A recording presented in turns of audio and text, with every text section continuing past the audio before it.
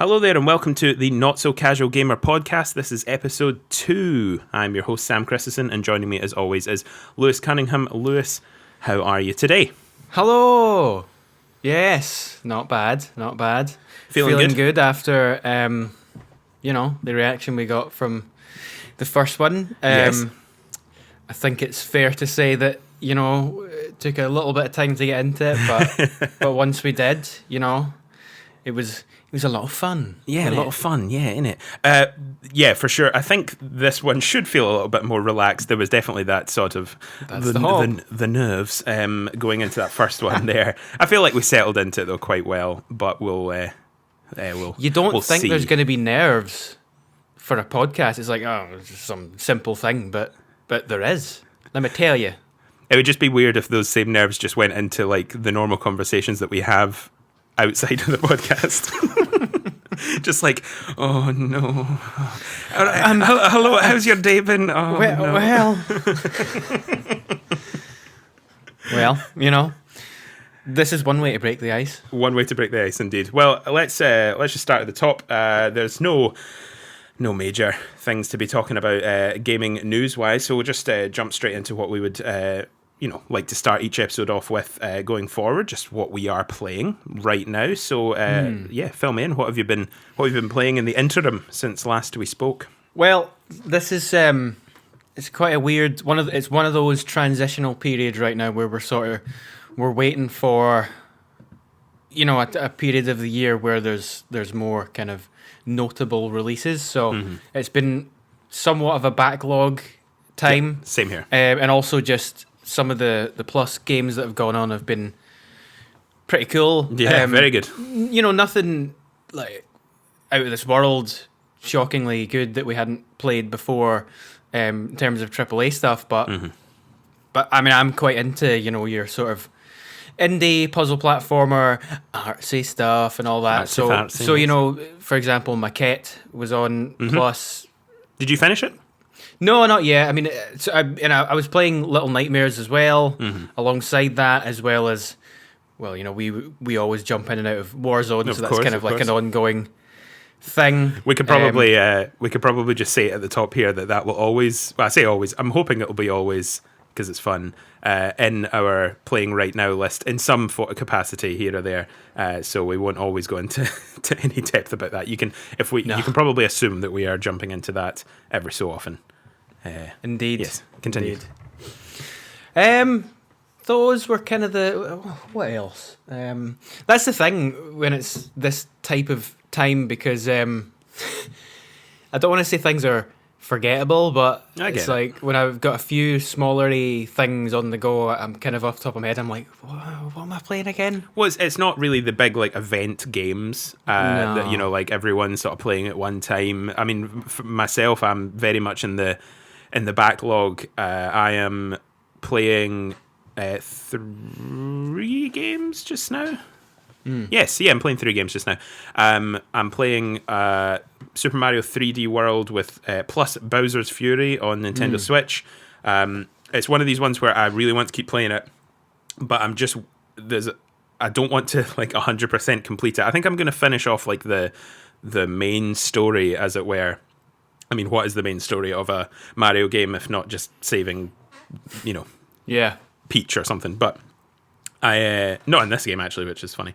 But I'm playing through that. I don't want to 100% complete it, so I'll probably put it down just because I always want a Switch game to go back to and sort of mess around with if the mood strikes, or if I'm traveling, if we ever get to do that ever again in this world. So there's a part of me that's kind of maybe going to leave the completion process of that on the back burner going forward. The other game I just got was Crash 4. I just picked that up on PS5. I didn't play it on PS4. I was just waiting for the PS5 version. It kind of came out as the PS5 was coming out, if I remember correctly. So it wasn't. I had already spent the money on Miles Morales and the PlayStation 5 itself. So I was kind of just holding back on it. Let me tell you. I mean, I thought I was good at Crash games. It turns out that I'm good at Crash games that I know well.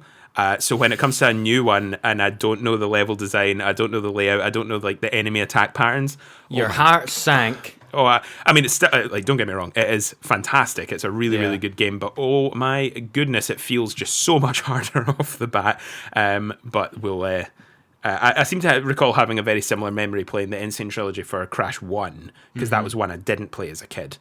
And then when I completed it and I went back and played it on Switch again, it was so much easier to me because I knew kind of the level layout. So I think it's a very similar kind of idea to that. And then the last game I'm playing, other than Warzone, is on our conversation that we had over via Facebook Messenger the other day. I started Horizon Zero Dawn again. On New Game Plus. I platinumed the game back in, 2016 when that came out? So I platinumed... 17, I think. Was it? 17. 17. The years all merged together in a cacophony of anime. So yeah, I never played the DLC for it. I bought the DLC for it, and it was just a little bit too late in terms of just end game difficulty with not really remembering the mechanics anymore. Yeah, it's annoying. So, you compare that to likes of sort of Spider-Man's DLC that came out really soon after. So, it was still fresh. The game was still installed in my system, things like that. So, I'm going to golden path the story. I've got the all my weapons and skills from the original playthrough. So I'm just going to go story mission to story mission, just learn the mechanics again, and then play through the DLC, and that will prepare me for. And I am planning to do the same thing when it drops as a free game for everyone on PlayStation as part of their play at home yes thing. Because I did play it originally, when it was current, and I am quite interested to just blaze through it again because it's been that long, and also I'm quite interested in playing that DLC. Yes. I wouldn't usually return to something big like this ahead of the sequel that's meant to be this year, but I don't know, sometimes I just get the itch, and I think it's been long enough. I think it has been long enough away from it. There's one little thing I would tell you to do, just because we obviously played it originally on like a base PS4. They have a performance and what would you call it? Performance and graphics mode. Sorry, resolution mode. That's the word I was looking for. So they've got a performance and a resolution mode.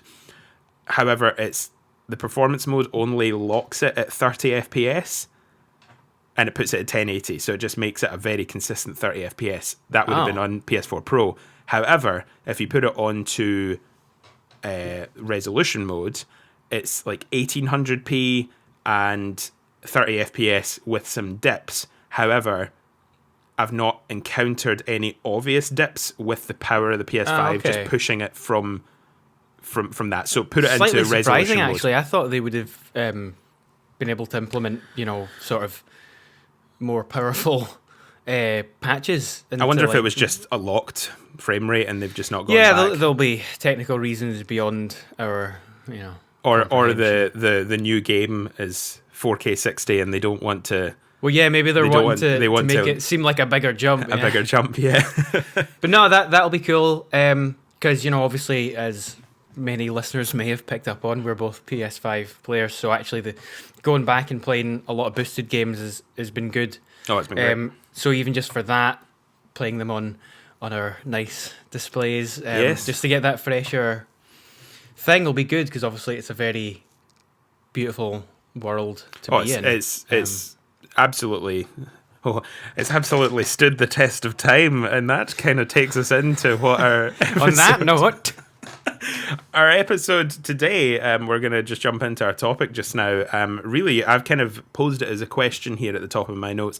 What makes a game a timeless classic? Stand the test of time. Stand the test of time. How, there are so many games that are continuously brought up in our industry. Listen to me. No, there's so many. Not yet, dear. Not yet, dear. Yes, there are so many games that are just continuously brought up. Between in conversations on YouTube videos and Watch Mojo top 10 lists or whatever. So there's definitely a pattern, a select number of games that are fairly obvious. They're maybe not the ones that will touch on fully today, but we'll probably be mentioning a good the purpose handful.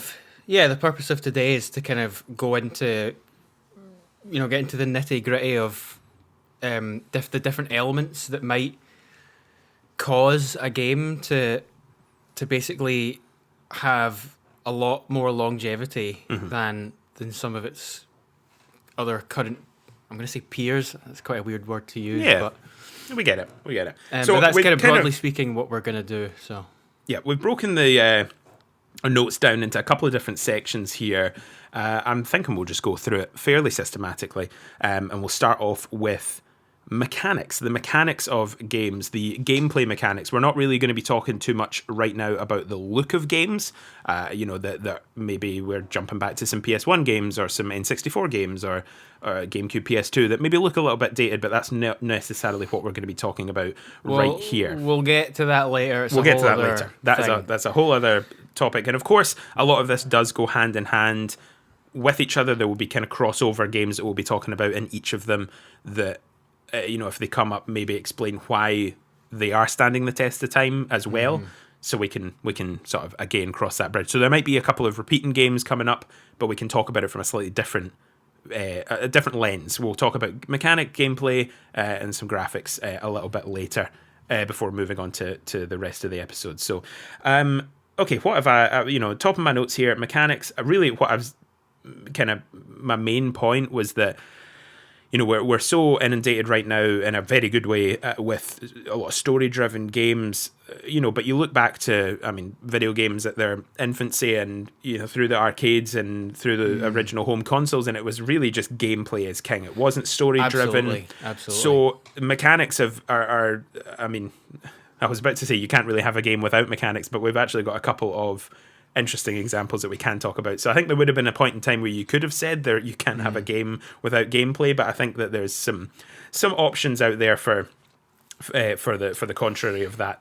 Such as the glory of games as a medium. Exactly. There's so much variety. There's something for everyone. That was one thing I had a number of people saying, like, oh, I listened to the first episode, Friends and Family, but I don't play games, so I didn't quite understand everything that was going on. And I'm like, that's fine, but don't say you'll never play games, because you might just find the right thing for you.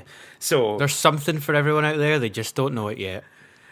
So I think what I don't know how you want to structure this section. Really, I've got a couple of games down here that, to be honest, it doesn't really matter the sort of graphical prowess of them, and I've kind of started quite old, because that, you think of timeless classics from older generations. We don't really think about them from our current generation, although we will again touch on some of that later.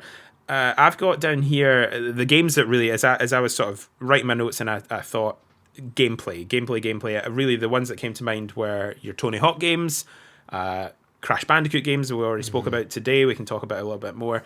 Spyro, Mario games, Sonic games to an extent. There's a lot of duds in there, but there's some great stuff as well. Yeah, what I'm kind of getting from that there is obviously a level of nostalgia for myself, but I think there is something to be said about anyone could go back to these games to a certain extent and get enjoyment out of. I think really the kind of the holistic look at what we're trying to get at here is that these are gameplay feels that, well, they were sort of ground zero for that. They invented the tropes of, the sort of side-scrolling Mario jump thing. Yep. How much different can that be? And the Sonic, obviously, gotta go fast. The kind of super fast roly-poly jump thing, which is what it is, and then you've got things like Tetris and Pac-Man. Of course, where it's like you still get re-releases and repackagings of those same games to this day. Pac-Man Championship Edition or Tetris but Effect. Just in VR. But ultimately, fundamentally, you're doing the same thing. It's the same as the Game Boy game. Yeah. Yeah. So there's obviously these ones that are kind of everlasting, and it doesn't even come into it that they would be part of a conversation of, oh, is that dated? Well, of course not, because No. you could go and have just the same amount of fun going onto a native 70s, 80s machine somehow. I mean, not many people are going to do this, but go and actually finding an old arcade machine of Tetris or Pac-Man, and Yep. it'd be like, wow, this is fun and neat for what it is.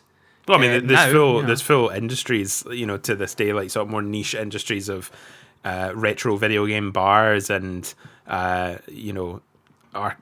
modern arcades that are kind of keeping that alive, and it is a novelty, but there's I would say just as much enjoyment to be taken from that as, Totally. as anything else. The limitations of the tech at the time forced these creators to come up with, well, what is a fun mechanic, and obviously it's like with anything, in music and film, somebody had to think up the first great way to do it based on the tools at the time. So And it was the Beatles every time. No, the Beatles invented everything. they invented obviously. everything. All the games that you play today, it was all Paul McCartney's fault. The the thing is, like, obviously there was so much limitation on these games. They had to be so simple in their nature. And I think that's obviously, again, not to harken on to what we are going to be talking about, but I think that is, what is making these games stand the test of time. It's almost kind of like, it seems almost sacrilegious to have a topic where we're talking about timeless classics and we're like, yeah, Pac-Man and all that, Mario, yeah, cool, we can put that to the side. But it's Those almost are the just easy like, ones. Those are the easy ones. Those are like the ones that you just are like, yes, There's they are absolutely, There's an immediacy to the enjoyment.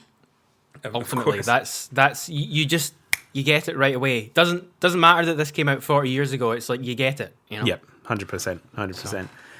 But there's some other interesting topics when we're talking about game mechanics that I was thinking about. I was really thinking about how much does nostalgia play into our consideration for timeless classics.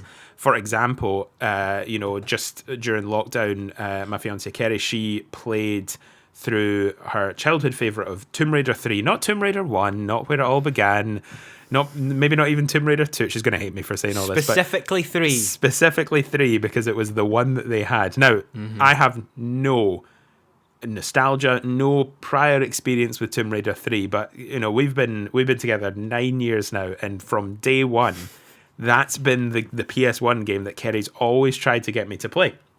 I can't tell you how many times I've played the opening level of that game, and I just always just have such a bad time, playing it and trying to decipher what's actually going on screen, because it's tanky controls, blocky mess. Now, this is probably where a lot of people that love Tomb Raider as a kid are going to turn the podcast off, but please let me defend myself. It is purely this muscle memory that you have, in the same way that even I brought up Tony Hawk. I think that's a bit more accessible. Even going back to PS1 Tony Hawk, I think there's still an accessibility there. But there is a muscle memory for me. Jumping into Tony Hawk Pro Skater 1 and 2 well, yeah, was like riding a bike for me. There was no learning curve. With that recent remake, which is a whole other good thing that is a topic in itself, remakes and remasters. Which we will obviously go into. Obviously relevant today, but just talking about the recent Tony Hawk one, that was a good example of, the actual core feel of what everyone knows and loves is that core gameplay of Tony Hawk was preserved, but just done in a really nice, smooth way that just works. It just works. It just works. Yeah. Todd Howard, it just works. But I think, with those kind of ones, I think the indicator for how it's not just muscle memory nostalgia is when many people can agree on it and are clearly still going back even to the old Tony Hawk games, for example. Like, there are everlasting communities that clearly it's done something right, and the USP of the game has caused people to keep going back. I think something like Tomb Raider 3 is not going to be one of those ones. It's because it's not, newcomers are able to jump into these things. Of course, a newcomer to the Tomb Raider series as a whole is going to go and play your Crystal Dynamics trilogy of Tomb Raider games and have a great time with it. They're going to have a great time. Even with its flaws here and there. Yes. And to be fair, we do enjoy the games themselves. But they're fine. They're fine. I think it's telling though that something like Tomb Raider, like the Spider-Man films, keep having to be reinvented. Interesting. Yeah, that's a great point. That's a really good point. Yeah, it kind of tells you something there. Yeah. I think it does. There's no denying the cultural impact that. I would argue myself that the likes of Tomb Raider 1 could be considered a timeless classic just for its influence on... Well, it's an iconic thing. It's that... Exactly. It's the iconography. I think it will always remain in the sort of consciousness, not necessarily being played, but just kind of, that was an iconic a thing. Moment in time, yeah. I think that's equally as valid... Talking about a timeless classic. More for the fact that it was the sort of the badass female lead character and a kind of just that sort of IP of the Tomb Raider. It was like, it was a new thing at the time at the advent of the 3D games, and it just kind of went era. Yes, it all lined up perfectly at the time. Yeah, for sure. So that's not to take away from its cultural impact, of legacy, course. And the other one that's going to make you turn off your podcast service of choice right now for me is your original Metal Gear Solids, much for the same examples of Tomb Raider is I just, unless you've got that muscle memory, unless you know that game as a child inside and out, I've been playing games for a while, and fairly recently, relatively so in the last couple of years, a friend encouraged me to go back and play all the Metal Gear Solid games, and I love 2, 3, and 4. I played through all of them, but I have not played through 1 for these reasons that were sort of. Whereas if the rumors of a remade Metal Gear Solid 1 come out, I will be on that hype train. Of course I will, because I'm excited that to is a perfect experience. One that that is such a good example of one that we'd like to be remade, because it did so many interesting things and had so many interesting ideas at the time, and even to this day it did some pretty innovative things, in terms of what was it like, messing with your memory card, thinking your console was turned off and stuff like it was really inventive and made use of the technology at the time, for sure. Because that's ultimately Kojima being just so thinking outside the box. But because it's not even for me that it is Kojima that puts me off of Metal Gear Solid, because as we discussed, I do really like Death Stranding, so it's not that I dislike Kojima and that's why I'll not be able to go back to Metal Gear Solid. I think there's definitely something there, but it's then hard to go, okay, right, I'll skip to Metal Gear Solid 3 then, and then you just have no idea what's going on. It's such a convoluted story. I suppose you could probably play through all of them and still not have a full understanding of what's going on.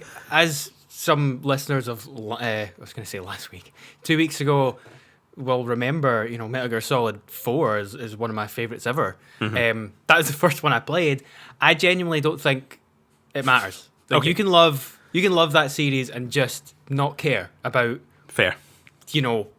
what fucking story it's trying to tell you, because for me it's mostly about the kind of stealth mechanics and just kind of general weirdness to play with in those games. But back on topic about speaking about the first one on PlayStation 1, that core feel compared to 2, 3, 4, 5 is just so dated that you kind of are wanting to wait for the remake to play it how it's meant to be played, so to speak, in 2021 or whenever it is, Yeah.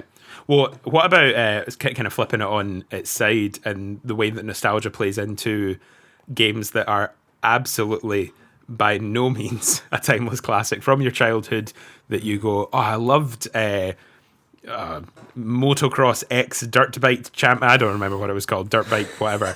And you're like, oh, I remember it was incredible, and we played it all the time. It blew your tiny little mind. It blew my tiny little mind, and then you dust off the PS1, you get your PS1 games back out, you plop it into your PS3 because your PS1 doesn't work anymore, and that was. There was no amount of muscle memory that could save me from the likes of those moments. So nostalgia is a powerful ally and potentially a powerful foe when it comes to these games. Just still talking on mechanical feel of games and ones that obviously perfected it right out the gate. We've kind of touched on that, but much like graphics, games. And that's probably quite a good example of one, a motocross game where probably at the time they were kind of going for a realism feel. Mm-hmm. Yep. But actually it's ended up feeling quite crusty. Yes. Like its graphics.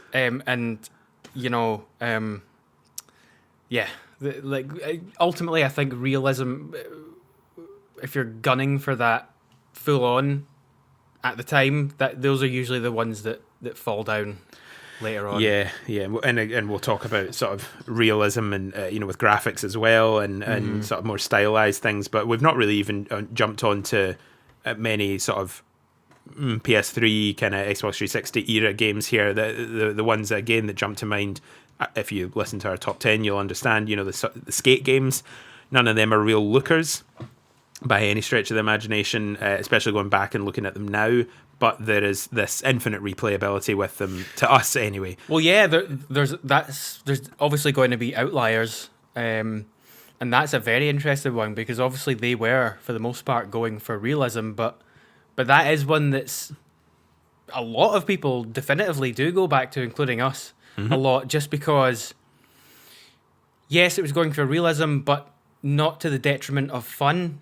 Yes. Because actually it strikes a balance between kind of crazy Tony Hawk-like fun and realism, and just that hook of using the sticks to flick your board and stuff is so smooth. Even going back to the first one and playing it now, first one is just easily as replayable as still feels two good or three to play, yeah. But then there's these people that play not to judge, but they play Skate 3 and put it on easy mode and do all the flips and the massive airs and stuff, and we're like creating a session marker at like at one rail just going, I wonder what this would look like, and doing a kickflip into a crooked grind and shove it out or something. So yeah, that's and then the other one that we we're talking about game mechanics, and this will kind of unless you've got anything else to add mechanic wise, I think this will sort of put us onto graphics quite nicely. Is something of the likes of Telltale Studios. Walking Dead is obviously their biggest one there. There's little to no mechanics in that game. There is not not particularly good looking. Yeah, not much in the way of technical prowess at all. Yeah, and notorious for buggy. Exactly, the big however. So the big however is that is probably one that you can go back to 10 years later, and for however long, maybe something like that will be done again, and it will be not so much the one that's remembered as being what it is, and what it is an interactive comic, really. Yeah, but because if you think there are a number of games to have tried, Telltale included, and then Your Life is Strange and things like that. There has been copycats, but that's the one that rises to the top. That's particularly season one. Crop. Yeah, season one for sure. To an extent, I really enjoyed season two as well. But season one was incredible, but it's the agency that you have over that story. So that's a really good example. All about the story. Yeah, exactly. That's a really good example of a game I would probably recommend to the non-gamer. There's not much that's going to put. You don't need to learn how to use your left and right stick. You don't need to, and control cameras and things like that. It's button prompts and it's agency over the story. It's the decisions that you are making. So that that is a mechanic in its own right, because that's what the game is built around. But it doesn't particularly kind of fit into the category of infinitely replayable in the same way as like a Tony Hawk game or a Spyro game or something, but you could argue that it is very replayable because you could play the same game, make different choices, and end the story at a different conclusion, and that's really, really interesting. Yeah, I mean that is one of the definitive games where the story as a major device, it really does branch off in a totally different direction based on your choices, and that includes like failing QuickTime events, for example. Yeah. Which to a non-gamer is like actually probably really quite interesting, because it's like, well, you haven't failed, it just keeps going. So that's, yeah, it's really cool for that, and it's totally different to the likes of the first spate of games that we talked about being preserved because of their timeless gameplay feel. It's totally different, which is good that we have So all many these options. different types of things where it's not actually cut and dry when it comes to games, you know, in terms of what will last and what won't. Well, is there anything, you know, you'd like to add to mechanics, or is there anything in your notes that you've got, or Well, let me look at my notes. will we move here. on? Looking at your notes there. No, I mean, I think we have kind of covered the main blanket of the kind of mechanical side of it. I'm sure. And also, we could also do a full episode just on game mechanics, and we'll probably do some more in-depth looks at very kind of specific things rather than a general kind of topic. But we've got some more things to talk about in the Time with Classic things, so we can always come back to it at a later date. Yeah, I think the fundamental idea has been covered, and to be honest, graphics is definitely more of a. Everyone I can don't, see is that. controversial the right word? I mean, it's obviously it's the thing that people notice first Yes. about all games Before they, 'Cause before they even put their hands on the thing. Yeah, for sure.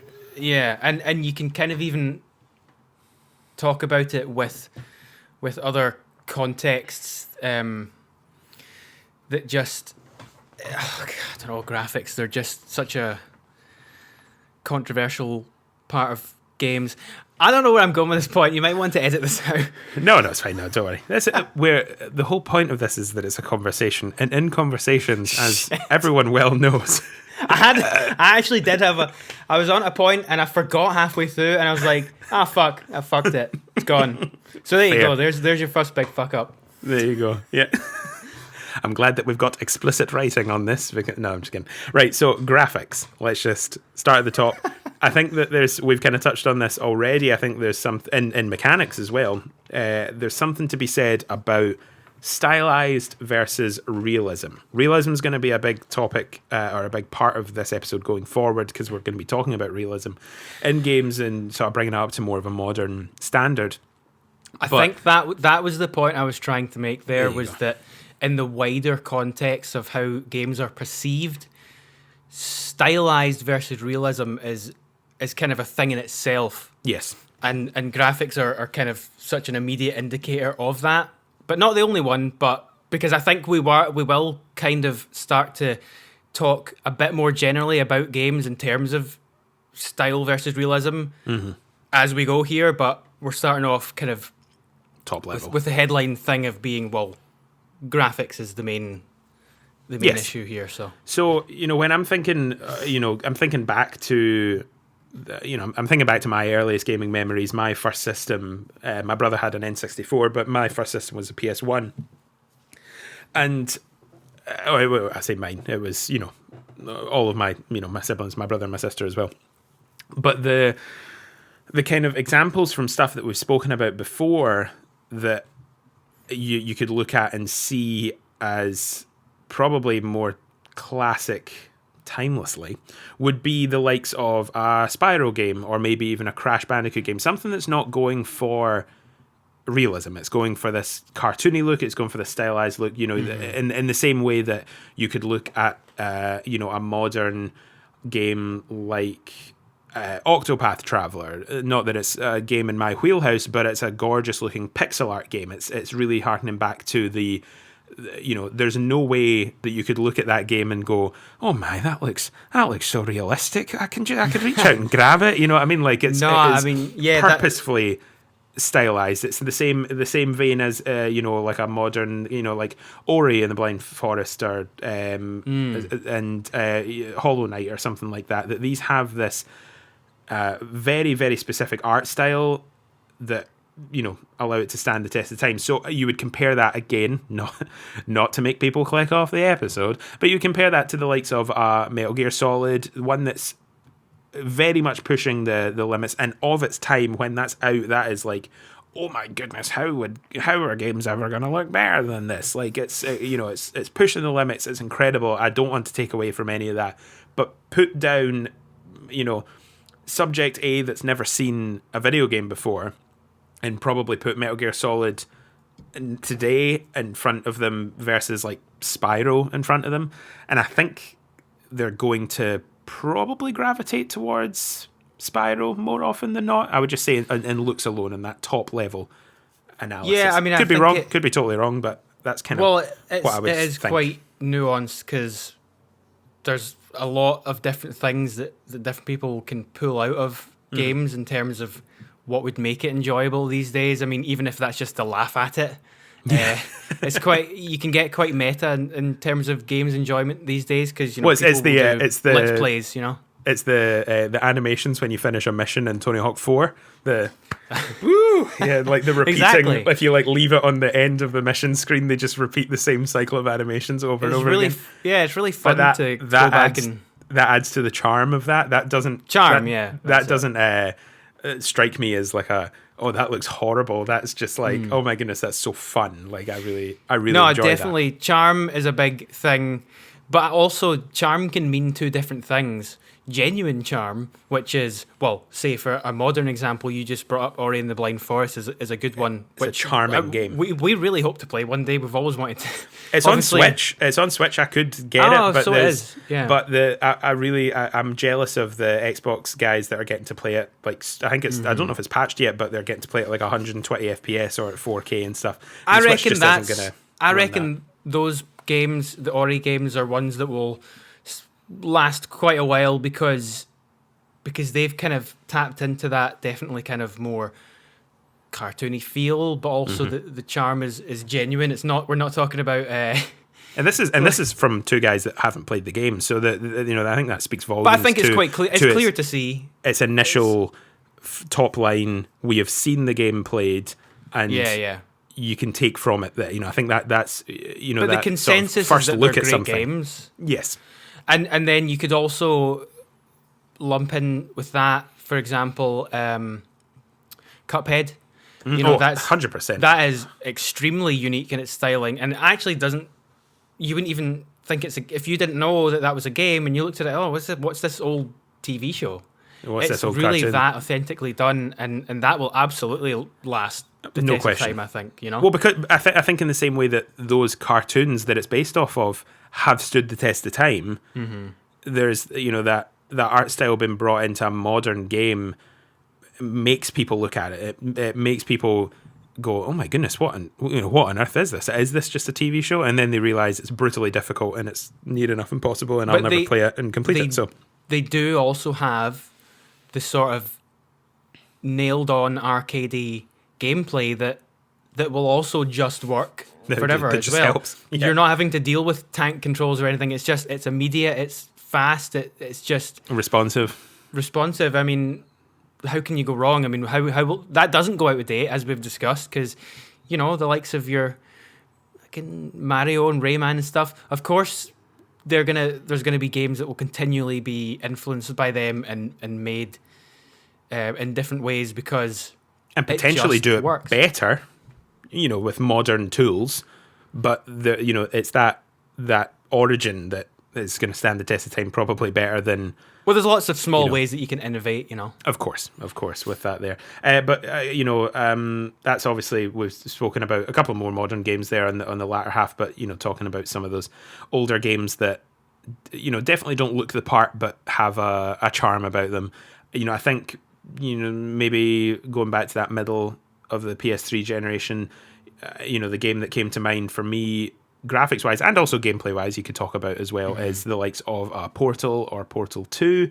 They're very simple to look at, but they look and feel great to this day. They've got a great story in there, so that definitely helps. Well, well, absolutely with Portal 2. I mean, it just has a lot going for it because I don't think anyone quite expected, even like in terms of the storytelling that you were going to get out of Portal 2. I was like, wow. I mean, it's the full package here, but fundamentally, yes, the Portal games, that kind of mind-bending puzzle side of it, it really is one of the best puzzle games ever, physics based and all the rest of it. And obviously that takes us back to mechanics and gameplay, and which is awesome, but it's still, I would probably rather look at that than, I'm trying to think what Call of Duty game came out around the same time, the big budget that's going for this, high realism that at the time would have been the benchmark, would have been the... Now, I'm not saying that, Call of Duty Black Ops 2 is going to be considered a timeless classic. Maybe your original Modern Warfare will, just with the influence that would have had on the industry at the time. But, I'm just taking it pure face value. I just like to sometimes compare, two kind of things. It's a first person, perspective as well. So there's that kind of similarity going for it. But I would say that Portal is... I mean, it was the game that got me back into games, as we discussed on the first episode. But I think that I would still recommend that game to newcomers. That would be totally a total go-to. There's much like, I think it's quite similar in how we discussed Skate earlier. The USP of that game is something that can easily still pull you in now. You can just let the somewhat dated graphical feel of it just melt away, and you can just get into what that game is trying to get you to do and think about, But I think the more that a game tries to put in front of you, the more likely it is to end up feeling dated in time. Of course, there are so many exceptions to that rule, but something that's going to, burden you with, kind of even going back to the mechanics as well, but burden you with menus and subsystems and all this, like you're thinking of these massive, well, actually, MMOs and it's quite and an interesting point, because older maybe RPGs or games that are really quite deep systematically, even just in terms of their UI and the kind of the way things were done back then, that's going to be a lot tougher for people to get back into them, because if you're having to go through lots of dated looking menus and maybe navigating them is not the same way as it's done now, and it's like, well, this is just really off-putting because it feels old and heavy and just like... Do you remember when triangle was the back button and now it's circle, and you probably end up pressing triangle all the time? Stuff like that, But whereas a newcomer to...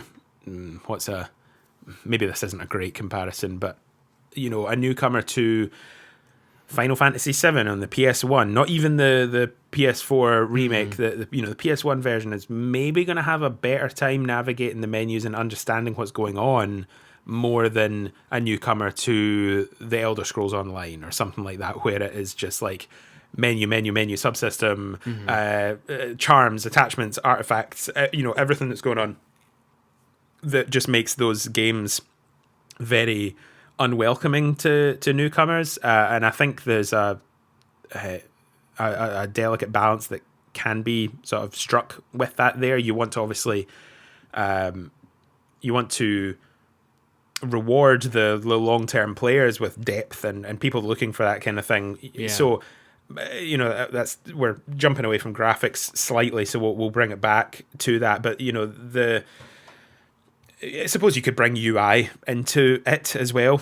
We're thinking of the first things that people see. They're seeing the HUD, they're seeing the UI. I think that kind of goes with it. I think that's kind of where my mind was going with that. Well, that's the thing. I mean, there's so much nuance to what you could actually talk about here, and it must be, how hard must it be as a game developer to even be trying to think about these things of like, well, wow, is this gonna hold up well? I don't know. I don't envy them. I'm sure the likes of Kojima, those guys are the ones that are thinking that how much of an impact can I make now that no one will ever forget this? Yes, 100%. But I think that separates the I think that's why these guys have made a name for themselves for so long in the industry, is that they do think like that, and just know what they're doing. As much as it's difficult for me to go back and play an original Metal Gear game or Metal Gear Solid game, going to Death Stranding was a great experience for me, like I said. So that was even, I mean, the graphics were lovely in that too. That definitely helped. But there was an art style to that. Of course, it was going for realism. I mean, you're looking at Norman Reedus, you're looking at Mads Mikkelsen, but there is a distinct art style. And I actually think, speaking of graphics, the game that comes to mind that, I mean, is no question a timeless classic, is BioShock. I'm trying to even think, like, my mind tells me that there's not an air of realism about that game in terms of its graphics. Of course, you can tell this is a human being, but there's a slight exaggeration that, to maybe the proportions. There's a slight, these people don't look. It's kind of oil painting-y, Yes, yeah, and even something like, it's quite similar to like Dishonored. Where it is kind of a stroke of genius, because there's a lot in it that does feel quite real. Maybe the sound design, it's very kind of guttural and detailed and sickening. Or even the fact that there's maybe a blood splatter effect, that yes, that looks like it's out of a comic, but you really feel the impact of it. So there's games like that strike the balance of realism and stylized, and being totally stylized. And I think BioShock is a good example, particularly now that it's been remastered, so it just preserves it a little bit more. But I think it's the way to go back to it. But you could still go and play the original PS3, 360 PS3 versions and enjoy them, because there's just so much in those games to like, besides maybe the technical prowess of the graphics themselves isn't quite there anymore, but oh my goodness, like the story, obviously we did talk about it last week, and to be honest, those are all the reasons why you would go back and still enjoy it. Yeah, 100%. 100%. So. It goes hand in hand. That's my few examples graphics wise. Have you got anything you'd like to say? I think we could probably seg right now into technical plateau, which is an interesting point that we we can start talking about the sort of more modern examples of what we feel are going to stand the test of time. And I actually think it is fair to kind of pontificate. It's not really the best word I can think of. Pontificate that, particularly now with this current generation, really powerful machines, it does feel like we're approaching a bit of a technical plateau. Yes. We could be wrong. Maybe graphics will continue to make jumps that are like, oh my goodness, didn't think this was possible. But when you're seeing stuff that has been coming out sort of second half of the last gen and now, and oh my goodness, some of the things that are going to be coming out, like Horizon or what, or new God of War or whatever, that are just so unbelievably detailed and just mind-blowing in terms of the visuals. It does sort of make you think that we're maybe settling into a time where the jumps aren't going to be as big. Yep. And because of that, are there games that are leaning more towards the sort of huge scope, hyper detailed and realistic thing that have come out now or recently that will stand up because they have more of an advantage technically? Yeah, I think that's a great point to make. I think it's definitely more possible for that now. We're going to give a few examples where we think, you will look back in 10 years and be like, wow, that still kind of blows you away in terms of, well, maybe you've walked out and looked at this landscape and it feels really real because the lighting was all there and the light shining through the guy's ear was there. Yeah. So as you can maybe guess, my first example is Red Dead 2. Yep. Perfect. Because I've been playing a bit of that online recently, and actually I don't know how I forgot how outrageously detailed and well put together that game is. Like, I can't believe it. I just cannot believe it. And we were running that on a base PS4 at the time. That's incredible. And now being able to obviously run it slightly boosted again on the better hardware, it's like, geez. Yeah, I mean, obviously not every single aspect of it is going to look incredibly lifelike and perfected, but wow, there's just so much about it that it just feels so real when you're going about that world. And I'm sure that even when the next remaster of GTA 5 comes out, which is an 8-year-old game, because it's Rockstar, they're obviously very, very handy at game development. There's going to be things about that still feel quite real. Well, I think they're talking that up just now. I mean, obviously they're going to be talking that up, for release. I think it's meant to be more of a remake than what we maybe even think, which is very exciting. With new content and new story stuff as well, which is I am 100% going to be getting that and playing it again. I know that they've got me in their pocket. They definitely do. Yeah. I'm fully aware of that. I've had GTA 5 installed on my external hard drive for forever, just in case I get the itch. I've actually not gone back and played it in years, but I've always kept it on my external hard drive, and I just deleted it yesterday because I don't even want to think about it until the PS5 version comes out. So that's a small aside. But yeah, Red Dead's definitely a fantastic example of that. Again, you're thinking, set that person down in front of the screen that's never really seen games and show them this in 10 years' time. I think that it's going to still look modern.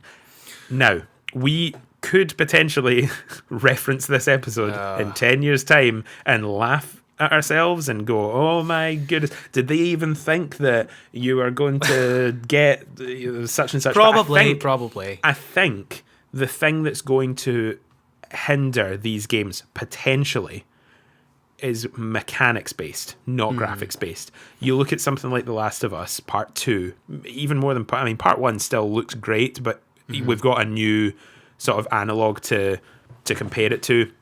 I think that it's Lewis just blinded by the light there as it was shining through. I'm also just sweating because it's beating through the window. It is warm. It is warm in here, and we're can't open the doors and windows because noise. So it's podcasting's hard, guys. Like, this is really hard. No, but The Last of Us probably would have been that kind of benchmark for a long time, and then the PS4 generation. I think The Last of Us Part 2 is a great kind of thing to not replace it as a game. I don't mean replace it as a game, but replace it as the example used. The standard. Perhaps the point more then is actually that there's developers, obviously Rockstar, Naughty Dog being the obvious ones that jump out at you as being very, very just at the top of the game in terms of technical ability and detail. The point is more that these ones have been done so well at the time that maybe their lifespan in terms of how you view them graphically last considerably longer. They will eventually become outdated in that sense because they just will. But there's certain games that have come out in recent years that have just maximized. They've just been game developed the shit out of. Well, the Last of Us Part 2 example I think of when I'm thinking more mechanics now is, you think, when the reviews were all coming out, regardless of the leaks and things like that, but when the reviews were actually coming out, it was, everyone was talking about when you killed a guy, his mate was like, Gavin, where are you? They had names, they had dialogue for everything. and that was like this thing where you would go, I didn't even think I needed that. Yeah. And it immersed you so much more. It Well, made that's the thing. Detail is detail. not just. I think detail's where you're going to see next gen in. You know, the detail there. It's And whether that's whether really that's graphical, whether that's ray tracing, whether that's AI, enemy AI, or so you're not just sitting in a bush and whistling, and one guy comes over at a time, and you just take them out silently, and that's do something all that. will probably feel dated in those games where it's like Well, it's very kind of basic. interestingly, and that's that. I bring up that example because there's an element of that in Horizon Zero Dawn. I love that game, but you can absolutely camp up in a bush and just whistle people over one by one. It's that already felt a bit dated to me. In playing it now, I love that game. I don't love it for the clearing out human enemies at a bandit camp. I love it for the incredible, massive battles with these mech dinosaur animals and flying and finding their weak spots and bow and arrow combat and stuff. So that's where and obviously its world and the story it develops, of course, is what really makes that game stand out. Above others of its time. And when I say of its time, I'm not just even talking about a PS4 generation. I'm talking about that year or the surrounding years, because the PS4 to me is such a great example, and the PS3 as well. When you compare, I suppose you could, right, I'm probably just talking rubbish because you could probably do this for any generation, but the comparison of games from beginning to end of generation in the same generation is, I feel, even just a bigger jump if you compare the... I'm trying to even think of some early examples, but if you compare the likes of whatever early game in the PS4 generation to the fact that we were able to get The Last of Us Part 2 on that same system, on the same PS4 that I bought at the beginning, and get those two very different games, and in the same generation get a game that we potentially feel is already a timeless classic, regardless of the fact that we love The Last of Us and it's like our favorite game of all time for the original, and especially there's these games that God of War 2018 is one of those I feel is going to stand the test of time. It's going to stand up. Uncharted PS3, you could probably use Uncharted 4 as like the analog that quote unquote should stand the test of time based on what we've been talking about, but it probably won't in the same way that like an Uncharted 2 will, just because of the sort of the way it revolutionized, is that the word? Style of game, to the point where it was clearly influenced by your Indiana Jones and your Tomb Raider, and now your Tomb Raider is influenced by Uncharted. I don't know. I think it's interesting because I think the original 3 Uncharted games are not going to be ones that people go back to much, because they are based on a sort of realistic third person running through environment shooting guns, and they will look pretty crappy soon. Yeah, I suppose that the last time I really played those was 2015, 2016. So I mean, I've jumped into them here and there, and there's it's a shame because there's like voice acting and great stuff in it that I think should be enjoyed for years to come. But I feel like they won't be ones. It was a pioneer of motion capture for its cutscenes and its animations. There might be an element there that allows it to stay in the same way that that Mario games, how in Mario 64 especially, that game looks dated, but it comes out on Switch and everyone buys it and plays it because it revolutionized that kind of 3D gaming boom. There could be an element of you go and play new Naughty Dog game X and see the incredible motion capture, and then there's this discussion around, I'm not saying they were the first guys to do it or anything, but they kind of pioneered this motion capture in video games on the soundstage with voice acting, and it really made it stand out. So there might be an Well, element. I Maybe think not the full game is go back and replay, but maybe in the same way that the likes of a Tomb Raider is, not or Metal Gear Solid is not accessible by modern standards to a newcomer, not someone with that inbuilt kind of muscle memory. That might fall into that same category. I think that you can't argue that Uncharted is influential and is a timeless classic in its own way, but maybe not in the same way that we're now talking about Last of Us Part 2, God of War, potentially. So well, listen, I think yes, even though the likes of your Uncharted, Last of Us, they sort of lean more on the realistic side of things when you just look at them as a game. Like, okay, these are clearly meant to be real looking people and all that. It's because they were so well made, I think, that they'll fare better, and because obviously their story side of things and sound design and everything are just, they were so well done that people will go back to them.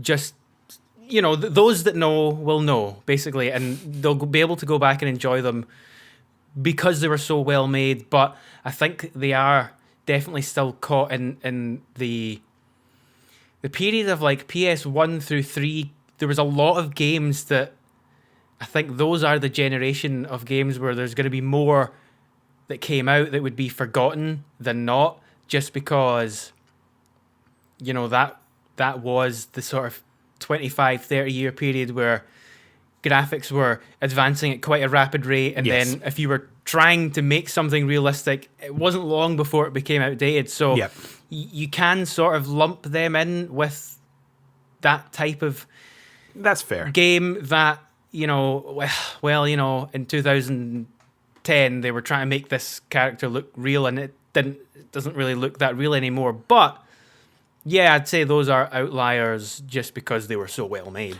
for other reasons. I think that's a great point, and it kind of takes us back to the sort of overall statement of that technical plateau of now, and again, really kind of talking about graphics, but to an extent, the mechanics that are available to us. We've got such variety in the look of games and the feel of games and the open world or the linear or whatever, that I think you're right in that generation to generation jump of PS1 to 2 and to 3. Yeah, again, we're talking PlayStation standards here just because that's what we know better, but Xbox to 360 to whatever. Of course, yeah. Or go through your Nintendo consoles and say the same. And Nintendo's actually an interesting one, though, graphically, because they've never really gone for realism. And that's why their games, in each of those generations where we've seen in PlayStation this very, quickly forgotten, series of games. Now, when I'm saying quickly forgotten in general, of course, every game is going to be remembered by somebody out there, of course. But you compare that to Nintendo, and they've got, I'm thinking back to GameCube, Legend of Zelda Wind Waker. That GameCube game, you could absolutely go back to right now, mechanically, graphically, even story-wise, and get an incredible experience that would rival what you're getting nowadays, just because it didn't, I was about to say push the boat out, because you're on a boat like all the time in that game, and that would have been a terrible pun. But you are, it knew what it wanted to do stylistically. It actually got a lot of heat at the time for looking too childish, for looking too cartoony. But I mean, people look back on it so fondly now. It received a HD remake on Wii U, so nobody played it except from like me, and or whatever. And so I think the difference between Nintendo is that they've found their style, they've found their stylistic choice. They found their hang, is what we're trying to say. And I feel that PlayStation now, with the technology behind them, have found their thing to have that technical plateau that we're talking about.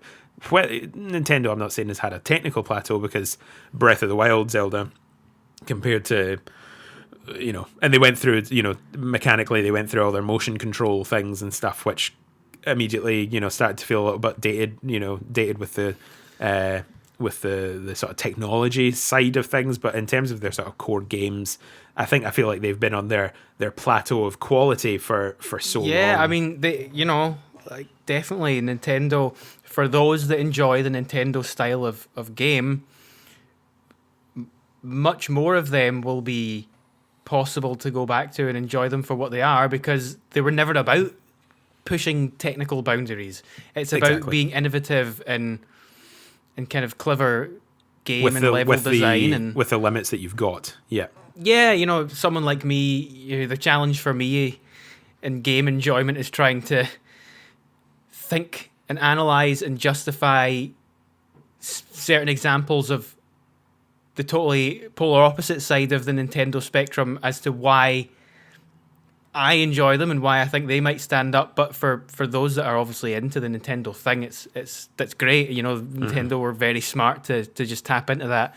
And I don't actually think it's that this is too fanboy of a thing to say, where unfortunately for Xbox, they've not really managed to cultivate a thing. No.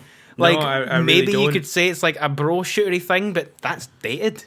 Like, they don't really have a thing. Do you know what I mean? Like, when I see Xbox, it's really Halo and Gears of War that come to mind, and that is not to take away from their status as, especially Halo, as timeless classic. For the revolutionary nature of its multiplayer suite or its story or whatever, but and to just put Xbox on the map really with those games. But I agree. I think that they've what a PlayStation exclusive looks like. You know what a Nintendo exclusive looks like. Do you really know what an Xbox exclusive looks like? It's a bit I feel like they're confused, trying to cultivate that now with all their acquisitions and Bethesda, and all that. But I think they're planning to really probably just throw out as much as they can and see what sticks. Because it seems to me that they're going to just be about variety rather than tapping into philosophy. But here's another thing. Are you ever going to see, as much as they are owned by Microsoft, are you ever going to see Bethesda as an Xbox thing? Do you think we're ever going to see them synonymous with Xbox? Now, of course, it probably will to an extent be synonymous with Xbox, because that's where you're going to be able to play these things on PC. But they're still going to be Bethesda games to me. I suppose you could look at the same and say that's a Naughty Dog game to me, but we do still put that under the umbrella of that's a PlayStation exclusive to me, when we talk about a lot of these games, your Uncharted and God of War and Last of Us. Yeah, but I think that's what's so nice to us about the kind of the ecosystem of it all, and almost like there's like an integrity there of I mean, maybe that's not the right attitude to have these days. Maybe the way forward is just streaming platforms for games and everything.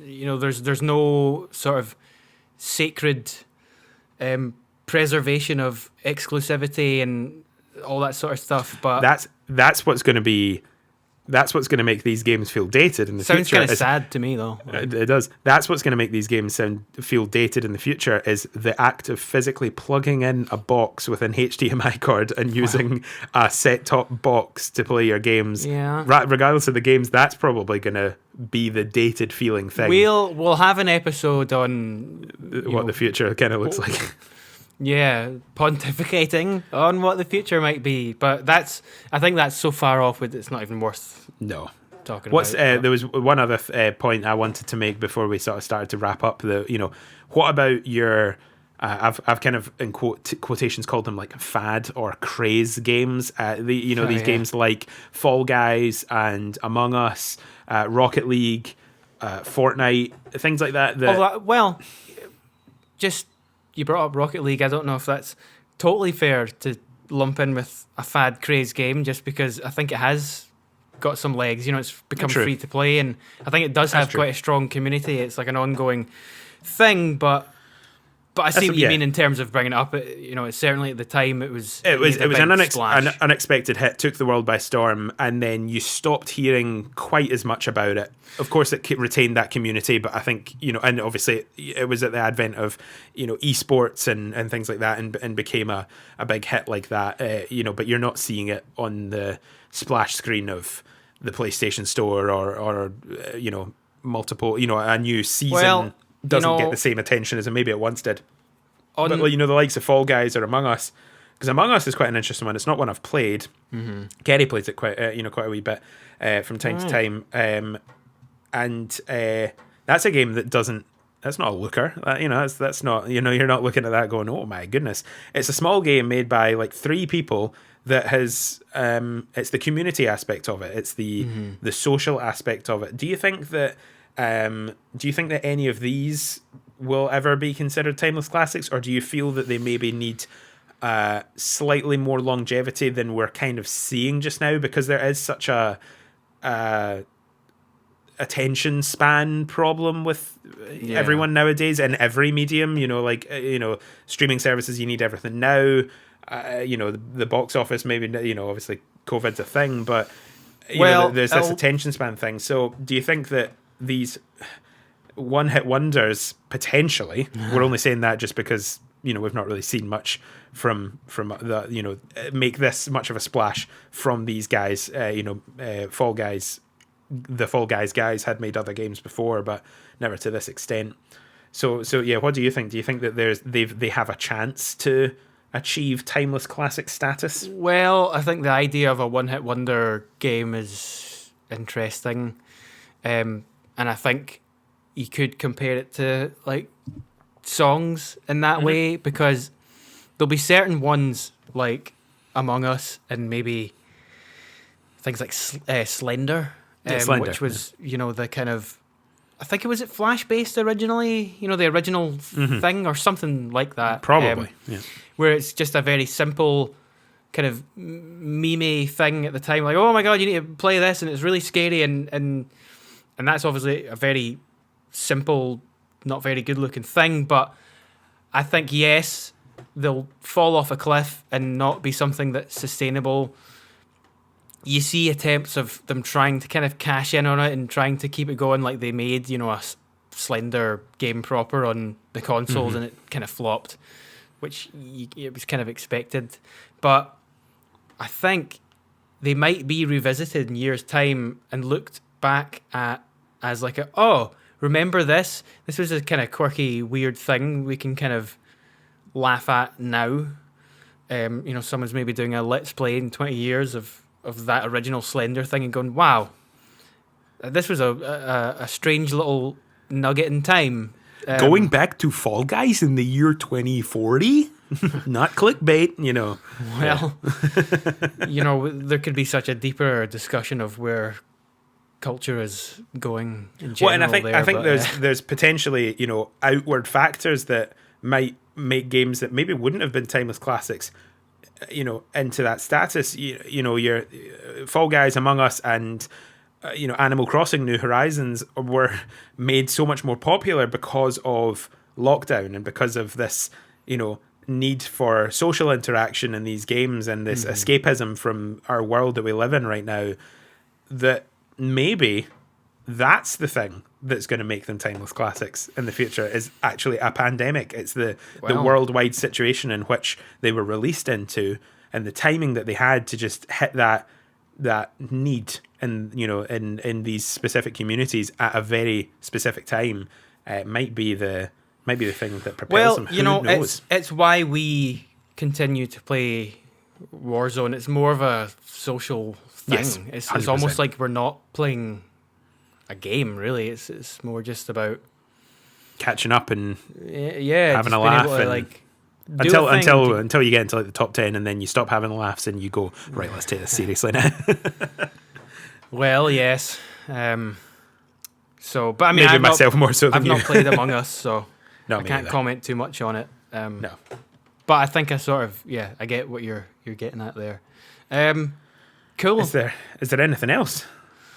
Well, I'm sure there's lots more. There's lots more, but anything else that you would like to say? Because we're sitting at quite a good time here, hour and 15. That's quite a nice, comfortable podcast length. Obviously, the first episode was a bit longer, just going into a little bit of getting to know us. But if you're coming across these episodes, slightly out of order or joining in later, we want you to have some stuff to go back to find out a little bit more about us anyway. But these kind of topics will probably be around about this length. We'll go as long as we need to if we have pertinent stuff to say. But yeah, I mean that's my notes for sure. What about yeah? Well, I yourself? mean, I think you can really just sort of try and come up with a somewhat of a conclusion here, which is, to me, ultimately, at the end of the day, if something doesn't have a hook, if it doesn't play well, then it's not gonna stand up. Like something like The Order 1886. Wow, looked amazing at the time, but it had like nothing going for it as a game. It was like not engaging or anything. So I think it has no gameplay chance, is king. You know? Gameplay is king for sure. Ultimately, that will always be the case. Yes, as much as we love story games and as much as we love to turn our new games on and look at our OLED screens and go, ooh, pretty and shiny.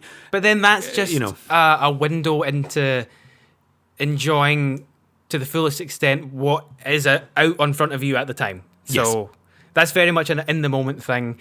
Hey, if it still has a look that has been able to be preserved and it plays great, that's a bonus. And I think that's going to make it the timeless classic standard quicker. If it's got both of those things going for it. We broke it down into mechanics and gameplay. Mechanics and graphics. Gameplay and graphics. And I think you need mechanics for sure. And in most scenarios, we obviously talked about like Telltale's Walking Dead that doesn't really have graphics or mechanics, but so a slight contradictory to the point it's got a hang. It's got a hang. It's got its hang. So yeah, it has to have a hang. I quite like the concept of the fusion of old and new, and I think there's definitely a lot of examples where that's what's made it successful. Yeah.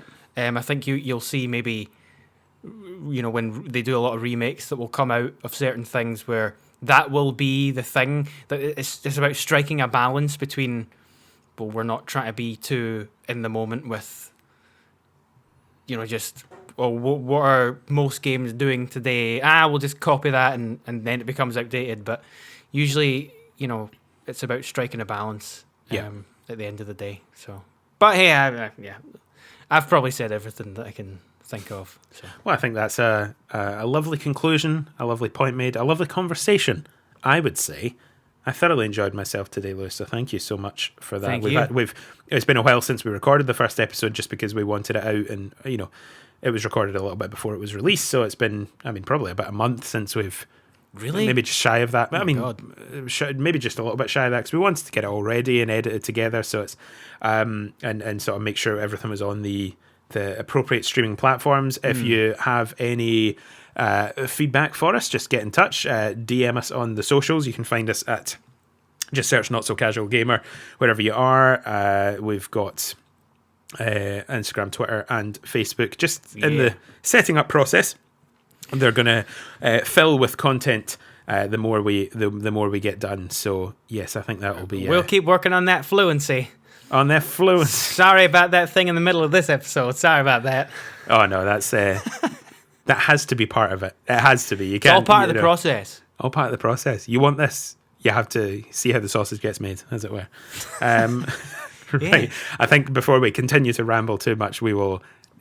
Call that a day there. So thank you very much for listening, and we'll catch you next time. Goodbye. Bye.